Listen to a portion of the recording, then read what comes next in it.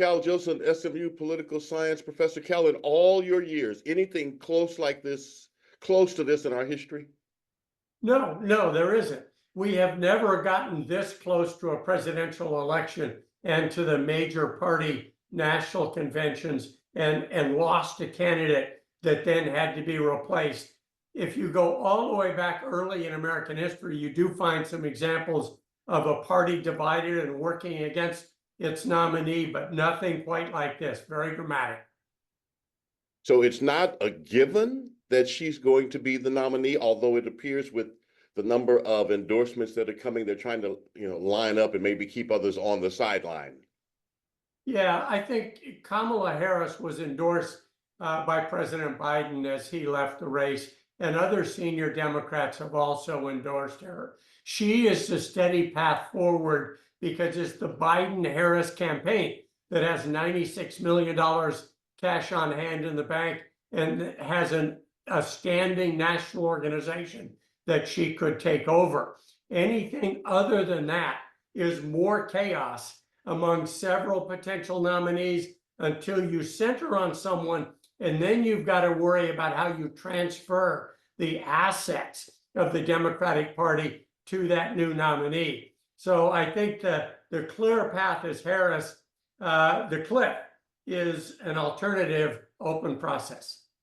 Okay, so she needs to win. The Democrats need to win Pennsylvania, Michigan, Wisconsin, perhaps Arizona and Nevada. Who's her running mate to give that ticket the best chance? Yeah, a lot of governors are being discussed. Gavin Newsom of California would not help very much because Democrats are going to win California unless it's a terrible night for them. Gretchen Whitmer of Michigan is discussed, and Josh Shapiro of Pennsylvania is also discussed.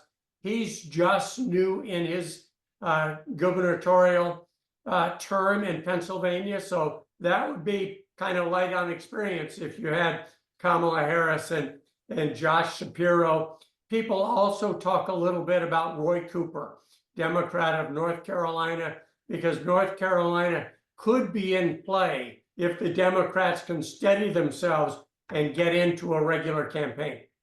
So what kind of vice presidential candidate would she need in terms of their political views, albeit Democrat, but more to the right than she is? Yeah, I think certainly probably a male candidate, a governor with executive experience, which might mean Cooper, might mean Shapiro, could mean Gavin Newsom, but someone with a little experience that Democrats know, because the concern about Kamala Harris is that she contested for the nomination in 2020. It was a bad campaign, a lot of staff turmoil. She left that campaign before any votes were cast. So there's a little uncertainty about her campaign skills and whether she can run an operation that size. You need somebody who's got some executive experience, but it's always the top of the ticket that wins the election or loses the election. She can help herself a little bit, but she's got to carry the water. And it definitely has to be a man. There's no question about that. If she's going to get even Democrat men in wholesale numbers, right? Well, that's the first thing that my wife told me, that she can't pick a woman. It can't be an all-female team because women in the country would like that a lot. Men in the country might be concerned.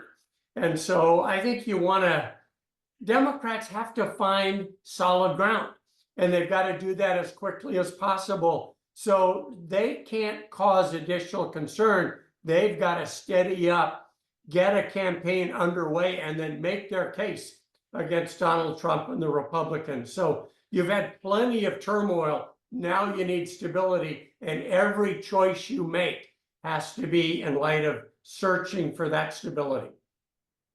Does she have to have her vice presidential pick done before the convention? Well, I think that it is possible that if the party rallies around Kamala Harris, they'll do a phone vote, as they were going to do for Biden early in August, to get that out of the way in time to be on the Ohio ballot, and then to stabilize their convention so that they can present it as a set piece argument to the American people, like the Republicans just did. If you're still trying to pick your candidate in the convention, you don't have time to make your case. And so they'll try to get the vote done early so they can choreograph their convention the way the Republicans did, at least right up until that Trump acceptance speech that went on and on. Yeah, they definitely want to show harmony and unity and try to generate some excitement around the ticket. Yeah, modern conventions are about presenting your best case for your party, your candidate, and your policy. And so modern conventions have not seen a scramble over who's going to be the nominee. And so they're all organized around a presentation to the American people. And so the Democrats have to get to that place. There are some Democrats who make the argument that you need an open process. You need people to be allowed to make their case for the nomination. But the longer you do that, the less you have stability, predictability, and the opportunity to make your case to the electorate.